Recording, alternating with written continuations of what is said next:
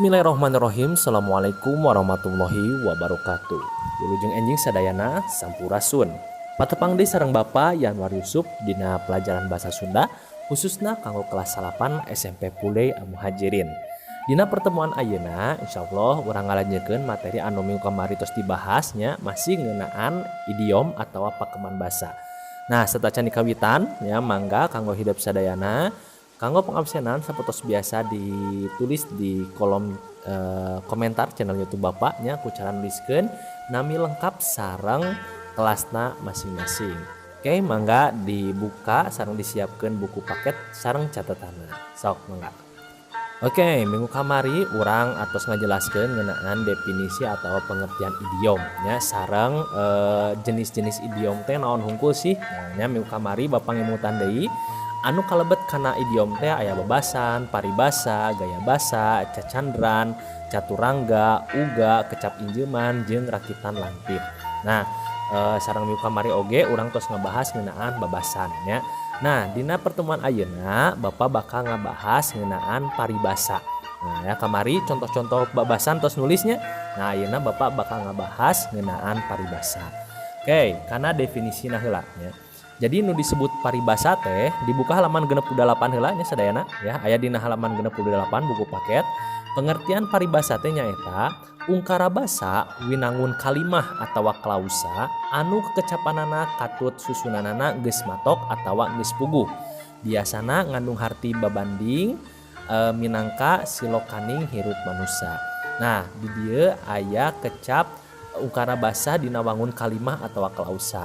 Nah, anu ngabedakeun antara paribasa jeung babasan teh nyaeta ieu. Lamun misalna paribasa mah bentukna teh kalimah nya, lamun misalna babasan mah nyaeta bentukna kecap nya, walaupun aya babasan anu bentukna perasa. Oke, balik deui ka pengertian paribasa tadi nya. Di dieu susunana geus matok nya atawa geus puguh. Sami jeung babasan oge. Hartina geus pasti, moal salah deui moal birek deui. Jeung di dieu ngandung harti babandingan nya minangka silokaning hirup manusia. Nah, dina paribasa mah di dieu loba arti-arti nya anu kaitanna teh jeung hirup manusia. Nya entah itu pieunteugeun urang nya, pelajaran jang urang jeung sajabana. Nah, eta pengertian paribasa. Ia menurut Yayat Sudrajat tahun 1885. Oke, mangga digaris bawahi definisi paribasa dina halaman 68. Lajengkeun deui ya, masih halaman 68. Disawang tina eusi atau maksud anu dikandungna paribasa teh dibagi jadi 3. Nah, kamari babasan oge aya 3 nya jenisna. Nah, paribasa oge di dia aya 3 jenisna teh nya. Kahiji nyaeta paribasa wawaran luang, anu kadua paribasa panyaram lampah, sareng anu katilu nyaeta paribasa pangjurung laku hade. Nah, ku Bapak bakal dibahas poin per poinnya. Anu kahiji heula nya paribasa wawaran luang. Mangga dibuka halaman 68, ditinggalnya halaman 68. Paribasa wawaran luang atawa piluangeun nyaeta paribasa nu eusina atawa maksudna merebeja dumasar pangalaman. Nah, jadi sebut luang teh nyaeta pangalaman, wawaran teh nyaeta merebeja. Jadi paribasa anu meremeja ngeunaan pangalaman, anu geus biasa kaalaman atawa anu geus lumrah di masyarakat urang serta mangrupakeun bahan babandingan pikeun laku lampah urang. Nah, jadi merenyaho ngeunaan pangalaman ajang babanding urang nya jeung tingkah laku urang sapopoe. Nah, eta paribasa wawaran luang.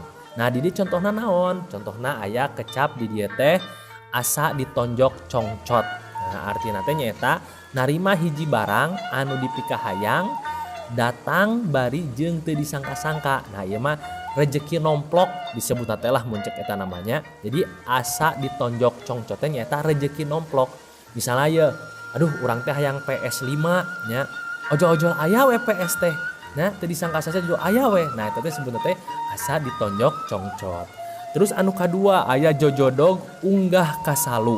Nyaeta jalma anu unggah adat. Nya maksudna unggah adat teh nyaeta adatna goreng, nya adatna goreng. Terus aya deui lamun keyeng tantu pareng. lamun urang terus usaha pamaksudan tinangtu pijalaneun. Artina naon? Artina lamun keuyeng tangtu panu teh lamun urang terus berusaha insya Allah bakal aya jalanna. Nah itu ya. Terus anu kadua nyaeta paribasa panyaram lalampah salah. Nah ya jadi entos jelas lah nya panyaram lalampah salah berarti teh menasehati karena hal yang salah atau pituah. Nah pengertiana paribasa panyaram lalampah salah teh nyaeta paribasa anu eusina ngahalangan kana lampah salah sangkan urang ulah nepi ka ngajalankeun kalakuan anu matak ngarugikeun. Nah jadi ieu mah istilahnya panyaram lah. Nah kade tah ulah ngalakukeun ieu bisi kieu. Nah gitu ya. Kumaha contoh paribasana? Nah di dieu contoh paribasana aya ulah biwir nyiru rombengeun. Artina teh ulah resep nyaritakeun kagorengan atawa rusiah jalma lain. Nah artina naon? Artina lamun misalnya urang apal kagorengan baturan urang tah ulah dicaritakeun ka batur nya ulah caritakeun ka batur. Cukup weh urang anu apal eta rahasia nya margi naon? Margi geus kewajiban urang kanggo nyimpen rahasia batur anu ku urang dipikanyaho. Nah eta disebut teh ulah biwir nyiru rombengeun nya ulah osok nyaritakeun kagorengan batur ya. Anu kadua aya ulah geledug ces atau ulah geledug ces. Nah ya ulah ngan ribut mimitina wungkul bari taya kabuktianana. Nah ya contohnya misalnya teh wah ayeuna urang kudu kieu-kieu nya urang kieu-kieu tapi buktina eueuh nya atau misalnya tah KM teh pokona mah kudu sieu ye soalnya sieu mah kieu-kieu tapi buktina eueuh. Nah eta disebut teh nyata ulah geledug ces nya. Terus contoh paribasa anu katilu nyata ulah gindi pikir belang bayah. Artinya ulah goreng hate ya. Nah jangan berjelek sangka. Nah kita ulah gindi pikir belang bayah. Nah itu contoh paribasa panyaram lampah salah. Terus anu katilu jenis anu katilu nyata paribasa pangjurung laku hade. Nah ya parentahnya perintah untuk melakukan hal yang baik.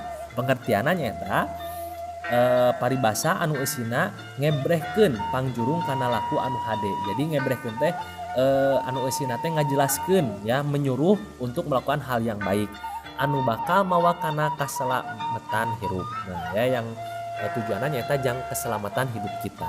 Nah contohnya naon? Nah di dia kudu ngukur ka kujur nimbang ka awak.